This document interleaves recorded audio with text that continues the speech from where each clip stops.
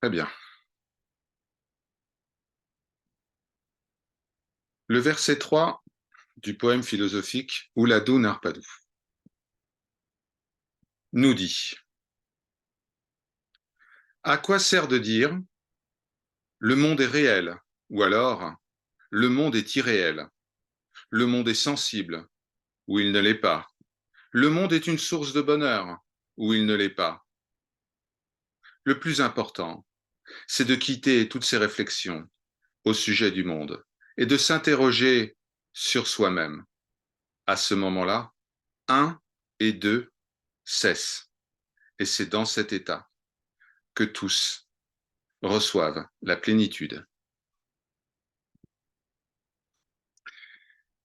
Certaines personnes qui lisent ce verset ou qui l'entendent pour la première fois peuvent conclure que Sri Ramana Maharshi dit que peu importe de savoir si le monde est réel ou irréel, que nous pensions que le monde soit sensible ou non, bon, ça n'a pas d'importance.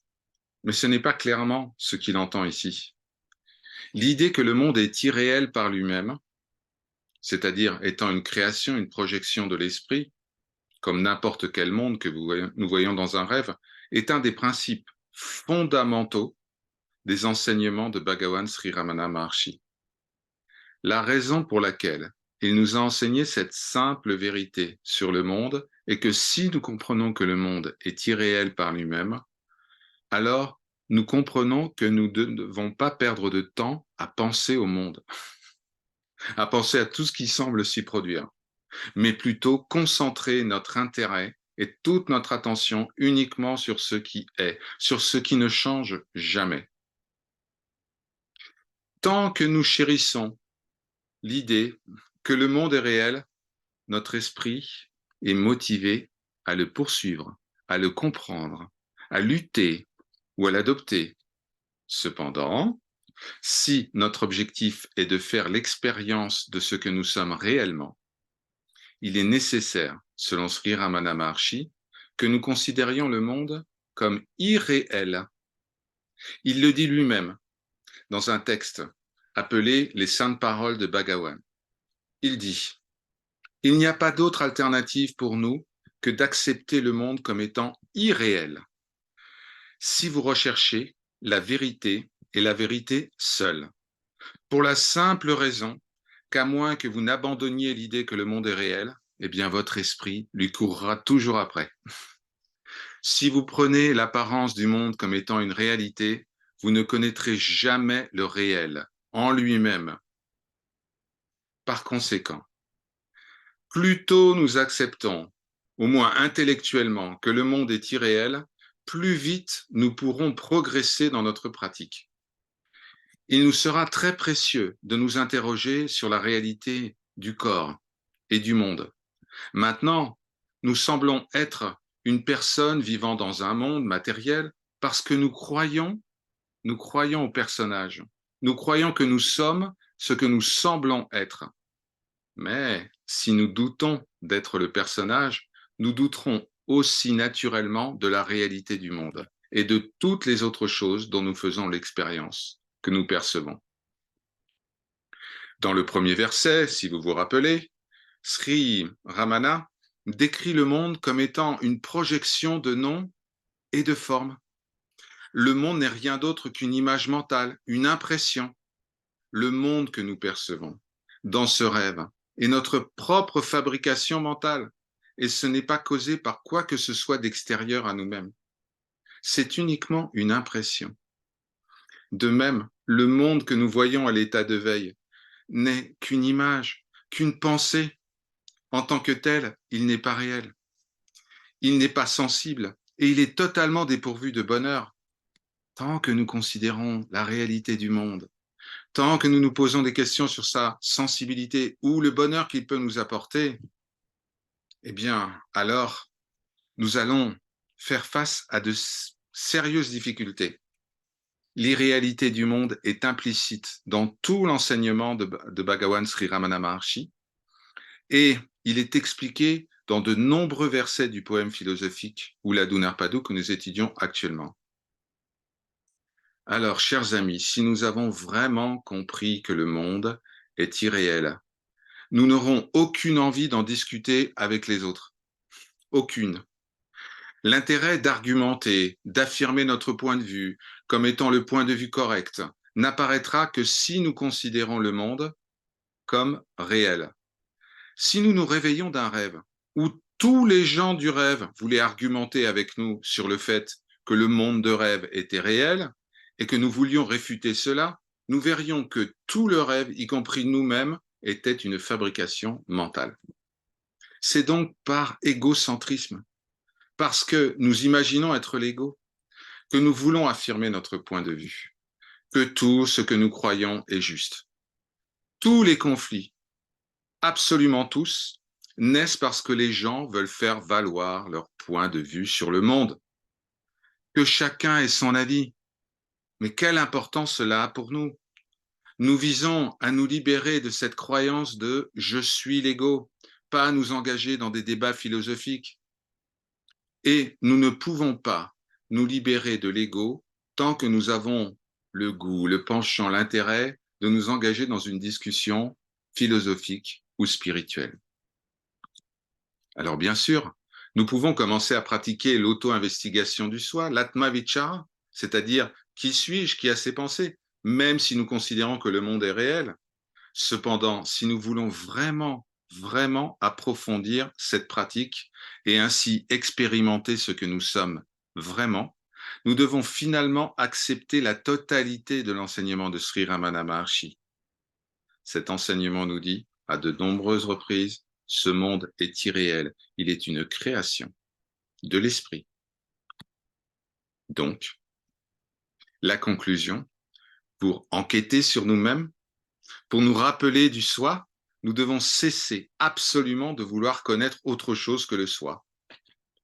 Eh bien, comment enquêter et comment se connaître soi-même? Simplement en tournant notre attention vers l'intérieur. Tant que nous cherchons à connaître le monde, à le comprendre, à l'analyser, nous détournons notre regard de nous-mêmes et nous l'orientons vers d'autres choses. Ainsi, abandonnons absolument toute pensée sur le monde et ne nous préoccupons pas de cela. En faisant cela, nous tournons notre attention vers nous-mêmes. Croyez-moi, lorsque nous abandonnons le monde et les disputes à son sujet, nous mettons également fin à toutes les controverses. Par exemple, sur le 1 et le 2, sur la dualité et la non-dualité. Car qu'est-ce qui s'engage dans des débats sur la dualité, la non-dualité, le nirvana, le samsara, l'ego, etc. Mais c'est seulement l'ego. L'ego qui s'élève en tant qu'entité distincte, en tant qu'individu. Ce n'est qu'en abandonnant toute pensée au sujet du monde et en tournant notre attention vers l'intérieur pour savoir qui je suis en réalité, que je provoquerai la destruction dans la croyance de l'ego. Par conséquent, en l'absence d'ego, il n'y a personne pour discuter et personne pour débattre si le monde est réel ou irréel. C'est pourquoi cet état dans lequel le moi-je, à savoir l'ego, est totalement détruit, eh bien celui-là est agréable et cher à tous. Toutes les disputes, tous les débats, tous les différends, qu'ils soient philosophiques, religieux, politiques, scientifiques, existent tant que l'ego existe. Si nous mettons fin à la croyance dans l'ego, en laissant de côté le monde, nous obtiendrons un état extraordinaire, un état agréable à tous. Et pourquoi Sri Ramana dit que c'est agréable pour tous? Eh bien, chaque jour, vous le savez, chers amis, nous faisons l'expérience d'un état dépourvu d'ego, à savoir le sommeil profond. Et nous trouvons cela très agréable. Nous nous réveillons et nous disons, j'ai bien dormi, j'ai eu un sommeil très paisible. Personne ne s'oppose au sommeil. Personne ne se dit, je vais dormir profondément et de manière magnifique. Non, personne. Nous sommes tous, sauf les petits-enfants, nous sommes tous très heureux de dormir profondément. C'est un répit bienvenu par rapport à l'état de veille, par rapport au rêve. des états qui sont caractérisés par l'émergence de l'ego. La raison pratique de cela, la raison pratique pour laquelle Sri Ramana insiste tant sur les réalités du monde, c'est afin de nous aider à cultiver une attitude de neutralité vis-à-vis du monde et vis-à-vis de la vie que nous vivons. En pratique, une telle attitude ne signifie pas que nous devons nous comporter extérieurement comme si nous n'avions aucun souci des autres, de leurs difficultés ou de leurs souffrances, mais seulement que nous devons rester intérieurement indifférents aux douleurs ou aux joies apparentes de ce que l'on appelle ma vie. Pour Sri Ramana, bien entendu, nous devons cultiver le détachement, vairagya en sanskrit, sachant que quoi qu'il arrive, ce n'est pas réel, c'est simplement un rêve qui continue à se manifester devant nous. Une telle attitude intérieure d'indifférence et d'absence de désir est une condition préalable essentielle si nous voulons réussir à tourner notre regard vers l'intérieur et à nous fondre pour toujours dans notre source, notre essence, notre véritable nature. Fusionner ou se souvenir implique de faire l'expérience de soi-même seul. Et ce n'est pas possible tant que nous avons encore le désir d'expérimenter, de goûter, de connaître autre chose que nous-mêmes. Ce que nous voyons maintenant, comme toute cette apparence de l'ego et du monde, n'est que nous-mêmes, comme dans un rêve. Mais tant que nous expérimentons cette apparence, nous ne pouvons pas nous expérimenter tels que nous sommes réellement. Bhagavan le dit dans un autre texte. Il dit: il y a une analogie célèbre dans l'Advaita Vedanta, la corde et le serpent. Peut-être que certains d'entre vous ont déjà entendu cette analogie. Tant que vous voyez le serpent, vous ne pouvez pas voir la corde en tant que telle. Le serpent, qui est totalement illusoire, devient réel pour vous, tandis que la vraie corde semble totalement inexistante en tant que telle. Tant que nous voyons le serpent, c'est-à-dire la manifestation, nous ne pouvons pas voir la corde, c'est-à-dire la réalité, telle qu'elle est. Et lorsque nous voyons la corde telle qu'elle est, alors nous ne verrons plus jamais aucun serpent. De même, lorsque nous nous expérimentons tels que nous sommes réellement, nous ne verrons plus de monde existant par lui-même. Le malentendu fondamental qui donne naissance à l'apparence du monde, c'est seulement cette croyance en l'ego, en je suis Georges, je suis Pauline, je suis Carole. C'est-à-dire l'erreur de nous percevoir comme quelque chose que nous ne sommes pas. Après avoir compris ou pris pour nous-mêmes, mal compris plus exactement, ce que nous sommes réellement, eh bien, nous grandissons en tant qu'individus. Et toutes ces pensées, dont le monde entier n'est qu'une manifestation, eh bien, tout cela se développe et tout cela apparaît comme le serpent, absolument existant. Tant que nous considérons le monde comme existant indépendamment de notre champ de conscience, nous ne pouvons savoir qui nous sommes réellement. Lorsque nous nous voyons tels que nous sommes réellement, il n'y a plus de monde extérieur à nous-mêmes. Il y a donc une raison pour laquelle Sri Ramana avait placé ce verset et le verset précédent que nous avons étudié la semaine dernière au tout début de son poème, avant d'approfondir le sujet dont traite le poème philosophique 40 versets sur la réalité, ou l'Adhu Narpadu. Tout ce qui est enseigné dans ce poème, ses implications, tout ce que nous devons déduire de tout cela est pour notre propre bénéfice. Avec ces versets, le verset 2 et puis maintenant le verset 3, en quelque sorte, Sri Ramana nous donne un petit avertissement. Si nous comprenons correctement le poème philosophique de Sri Ramana, nous devons focaliser toute notre attention sur notre véritable nature. Il ne s'agit pas simplement d'une belle philosophie pleine de mots que nous utilisons pour nous engager dans des disputes ou briller en société. Non. L'Advaita Vedanta, n'est pas pour contester, pour débattre, pour s'imposer. L'Advaita est là pour nous rappeler l'expérience de plénitude de la réalité et de la totalité. Tant que nous sommes tournés vers l'extérieur, chers amis, nous faisons l'expérience de la dualité.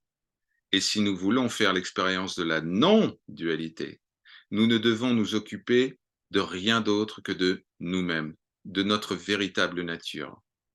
Tel est le but du poème philosophique de Ramana Maharshi, des 40 versets sur la réalité. Par sa grâce, Om Namo Bhagavate Sri Arunachala Ramanaya.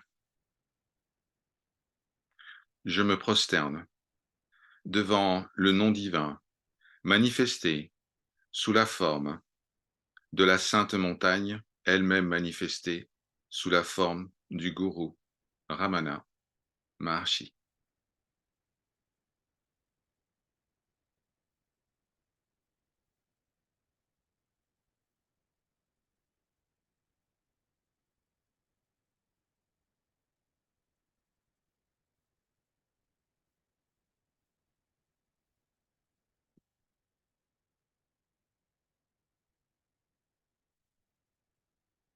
Voilà. Vous voyez, on est en train d'avancer, de progresser dans le poème de Sri Ramana. Et Sri Ramana, au début, vraiment détruit les illusions au sujet du monde, puis va détruire les illusions au sujet d'un ego séparé, pour finalement, au cours des 37 versets qui vont suivre, nous orienter uniquement sur notre véritable nature. Il ne va parler que de ça. Il n'y aura rien d'autre. Pas de digression sur la manifestation, sur le samsara, sur le karma, sur Maya. Uniquement, uniquement. Atma Swarupa, notre véritable nature.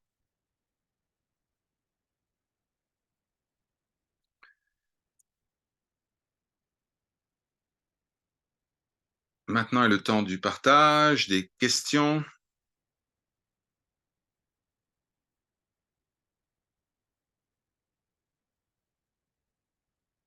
Pour ça, vous pouvez lever simplement la main jaune. Je vous donnerai la parole ou poser votre question dans la boîte de dialogue.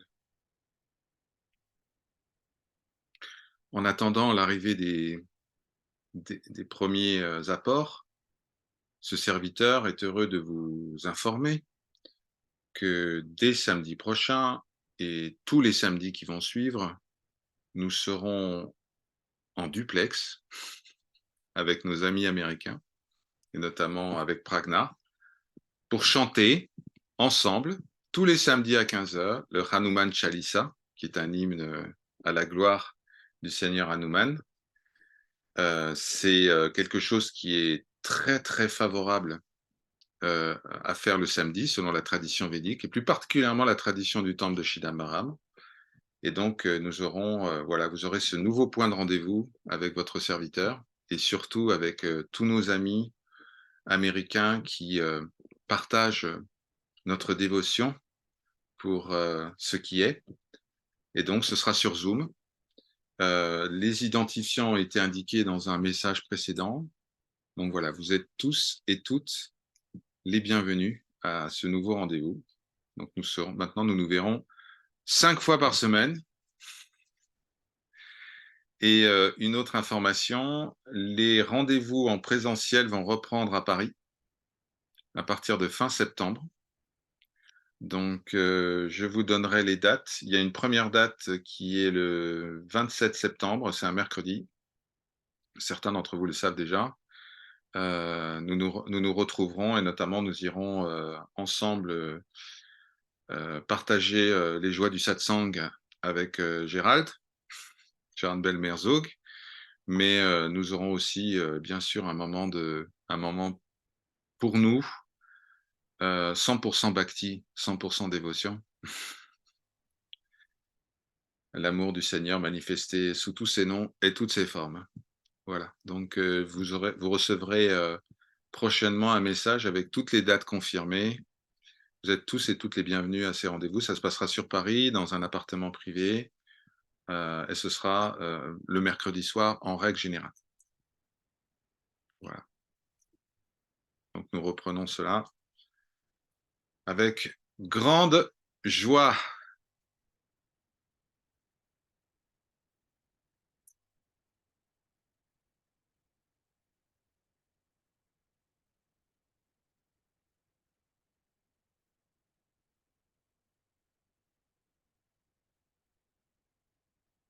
Je vais interrompre l'enregistrement.